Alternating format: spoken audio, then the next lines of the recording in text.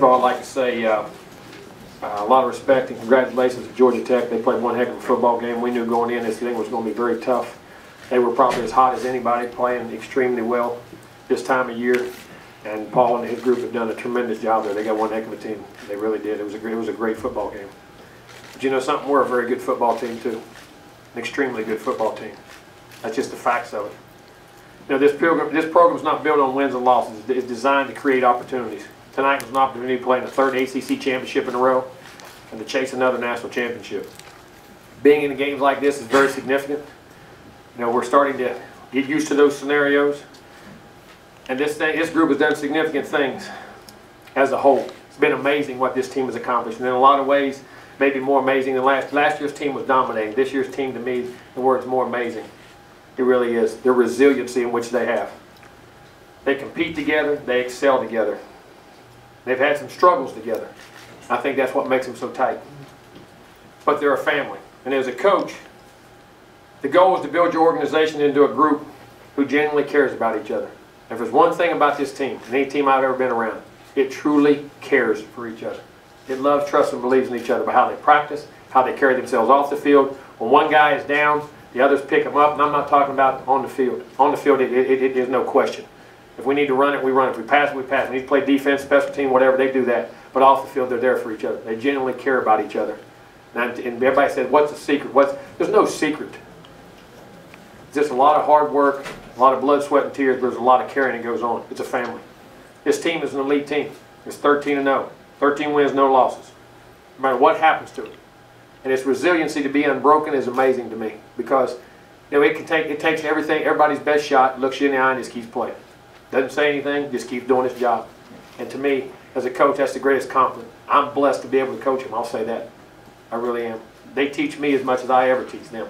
And I'm very lucky to have them, and I'm looking forward to where this takes us and what we can still achieve. But they played one heck of a football game. Questions?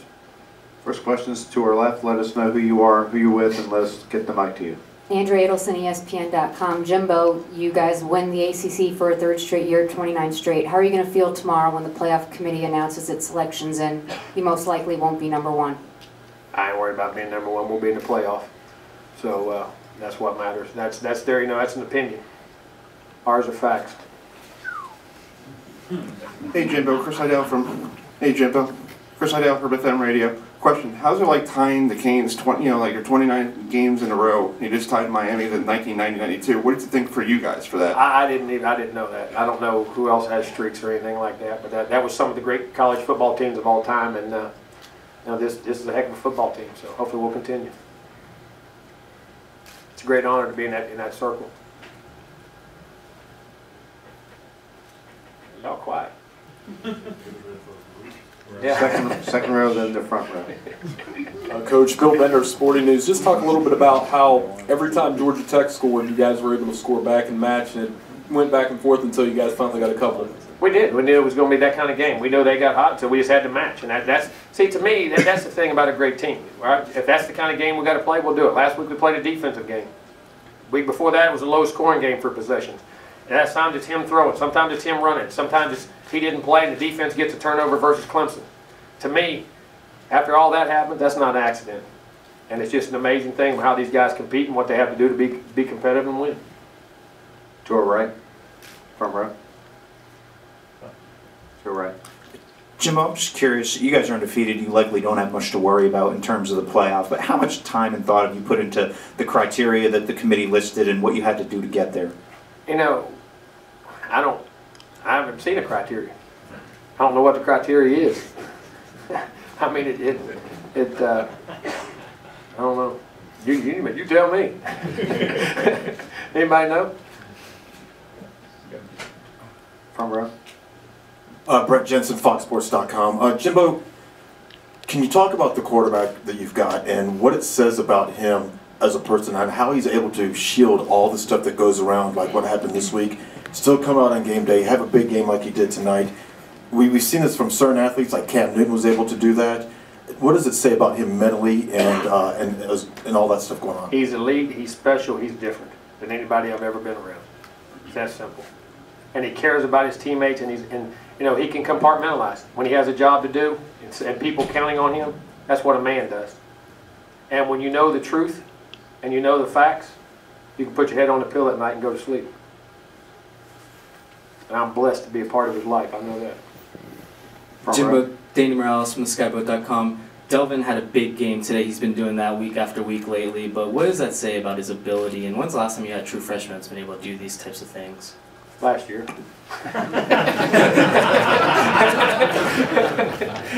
But I told him, when he wasn't playing earlier the year, we told him he was going to take his meal money away. We weren't going to feed him, so he had to play better. If he didn't play better, we weren't going to feed him. So he stepped it. No, it is. It's amazing what he does. And again, that's this team. It just picks up. And you know, Jameis and those guys supporting those freshmen like they did him when he was there, and you know, getting the opportunity. But this guy's a special guy. He really is. I mean, he broke over 900 yards already. Have a chance to be a 1,000-yard rusher as a freshman, and what the balance he's bringing our team now, and the big playability, the capabilities. You know, what he does, catching the ball out of the backfield, picking up blitzes, and it's for a freshman to come in and pick up our offense and the multiplicity of blitzes and protections and all the things that go on and the routes, and this isn't an easy one to pick up. They know that. For both these guys, what they've achieved with their mental capacity. Everybody talks about their physical capacity, but what makes these guys special is their mental capacity to learn, process information, and then compete at the highest level. Third row to our left. Tom D'Angelo, Palm Beach Post. Jameis, talk about what Jimbo spoke about before, and having to, you guys have been in a lot of different types of games, but never had to come out and match score for score for score for so often and so long as you did. What was it like going back out there every time and knowing you just had to match them? It was fun, you know, because when you got the opportunity to score as many points as possible, it's a good thing. And that's one thing about our team. We like to compete. You know, and like Coach Fisher said, like sometimes the defense have a standout game, sometimes the offense has have a standout game. But today, I mean, we knew what we had to do, and we got our defense back just like they got ours. Again, third row. I'm Brian McLaughlin, 102 Jams, actually. Coach Fisher.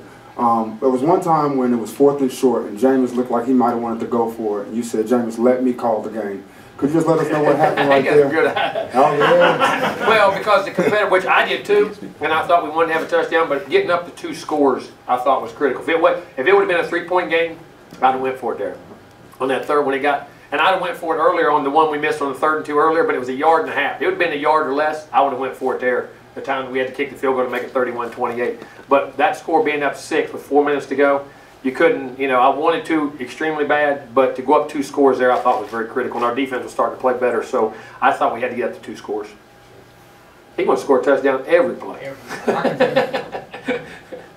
Angel, CNN. Jameis, what's this week been like for you, and what are your thoughts on all the support you've gotten from the fans? Well, I'm just blessed to have a great Seminole family, and my week has been, you know, great. You know, it ended with another ACC championship, and like Coach Fisher he always talks about, we just a great family, you know, and I love those guys, and I love Seminole Nation, and it's just a good win for this program yet again. Middle of the room. Jason Staples, Noles247. This is really for all three of you. I know that in the process of going through a year and all that, you try to treat every game the same, and you prepare for every opponent, you respect them. But at the same time, when you're managing the expectations, the kind of streak that you guys had through this year, and playing against last year's team and all that, do you feel like in a lot of ways now that you're in the college football playoff, in that kind of scenario, that does kind of change the mindset a little bit, that you know, that you can kind of relax and play more, perhaps? I don't know if that's a factor or anything. I think getting through to get there, because now, as we said, I felt like after we won last week, I felt like a burden came off this team. I really did, because I saw them loosen up, and I saw them practice, and I saw them, you know, it's playoff time, and you can see the end, you can see the finish line. You know, you got 3 games for all that. I thought they saw the finish line. And I thought they could smell it, and the way the way they practiced last week, that was, I mean, we'd go through a day, the ball wouldn't hit the ground. I can remember both days the ball hitting the ground 1 or 2 times in the whole day. I mean, throwing, catching, covering, defense playing aggressive, doing the things they do, and you know, and I can't speak for them personally, but that was my impression. And then I saw a relaxed team come out here and play football tonight, and I think hopefully we'll continue through that. Question? Dalvin, what do you think about that? I just feel like we can play more loose in our hand. The season over with, so we just right now we ain't playing for now. We just right now going out playing for the state football, and we just relax and we just playing ball. That's it. Back right.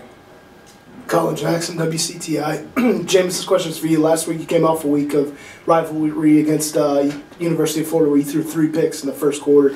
What was different from last week to this week in your focus, not throwing any tonight? Nothing was different. You know, I just feel like I probably need that, you know, because it's always, you know, adversity that you got to face. And Florida was a great team, you know, as well as Georgia Tech. But, you know, sometimes you just got to calm down, get back in rhythm and things, and get a ball to a guy like Dalvin Cook a couple more times and let him do his thing, you know, and ball out. Front row. Jameis, same sort of question that I asked Jimbo earlier. How are you able to keep all that stuff separate and not to let it affect your play? A lot of players wouldn't be able to handle stuff like that. It would bleed over into their performance. How are you able to keep all that separate? It just goes back with us having a tremendous family, you know, and me being selfless and knowing that the team comes first, and also me knowing that I did nothing wrong. So, you know, and when all those things add together, you know, you just know that you got a family, you got the truth, and you got what you love to do, and that for me is playing football. So when I can just go out there and put all that stuff behind me and just lock in and focus on I got to do this for the team and not myself, we go out there and have a great game. Continue on the front row. Natalie Pierre, the Birmingham News. Jameis, what would it be like? I know last year after this game you talked about, you know, for some of these guys on my team, in Miami or Florida's a rivalry. For you, it was Auburn last year. The possibility of playing Alabama this year, is that exciting for you, just your home state again? I can't even speak on that right now. That's, oh my gosh, that'll be a dream come true to play against those guys, you know, but shoot, we can look ahead now. I want to play them real bad, you know, and I look forward to that game. It's amazing. Middle of the room. Ben Jones, WarChant.com. Dalvin, Coach Fisher has talked about you needing to be patient earlier this season and kind of needing to learn to adjust to the college level. When did you start to feel like that happened for you this season? Probably when some of the guys got hurt. I think it was just my time, and I couldn't relax. I just had to put my foot on the gas and just keep going. And I had to learn the offense more quicker and learn how to pass block more, and I had to make Coach Fisher trust me. So it was gaining his trust. That was it. All the way in the back. This question's for the players. JB Richard, Time Warner Cable News. You guys already had a chip on your shoulder, but how much did that increase when the committee put you guys down to number 4, even though you were the only undefeated team in the country?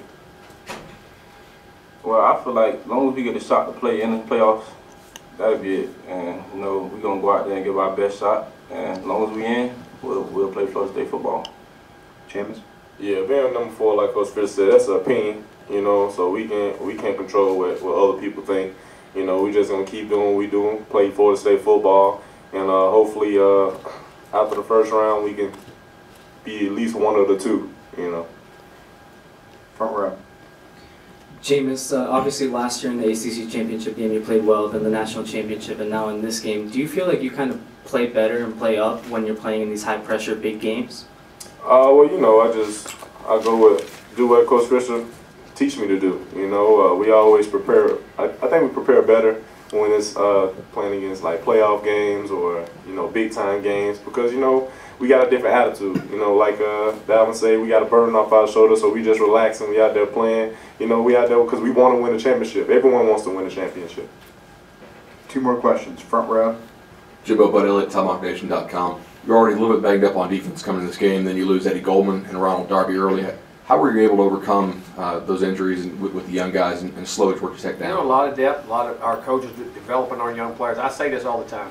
Great teams, when you get to this level, your young players have to be developed and they have to come into play, and they're going to play critical. There's a lot of guys played on that field. You had Eddie out, like I said, you had Darby out, you had Terrence Smith playing on one leg.